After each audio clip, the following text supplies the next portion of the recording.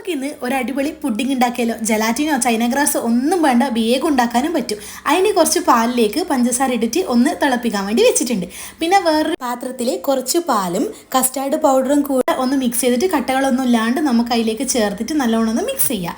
ചെറുതായിട്ടൊന്ന് തിക്കായി വരുമ്പോഴത്തേക്ക് നമുക്ക് ഗ്യാസ് ഓഫ് ചെയ്തിട്ട് ആ മിക്സ് അങ്ങ് മാറ്റി വെക്കാം.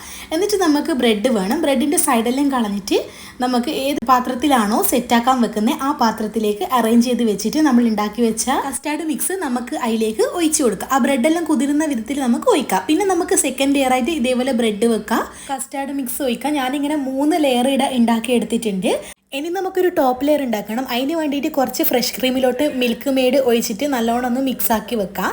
എന്നിട്ട് നമുക്ക് ഇതിൻ്റെ ടോപ്പ് ലെയർ ആയിട്ട് അതങ്ങ് ഒഴിച്ചിട്ട് ഒന്ന് സെറ്റാക്കി വെക്കാം. പിന്നെ നമ്മളെ കയ്യിൽ ഏത് നട്ട്സാണുള്ളത് അതെല്ലാം കൂടെ ഒന്ന് ക്രഷ് ചെയ്തിട്ട് മേലെ അങ്ങ് ഇട്ട് കൊടുക്കുക. ഇഷ്ടമുള്ള പോലെ ഡെക്കറേറ്റ് ചെയ്യാം. നമുക്ക് റെഫ്രിജറേറ്റ് ചെയ്തിട്ട് കഴിക്കാം. അപ്പോൾ അത്രേ ഉള്ളൂ, അറേബ്യൻ പുഡിംഗ് റെഡിയായി.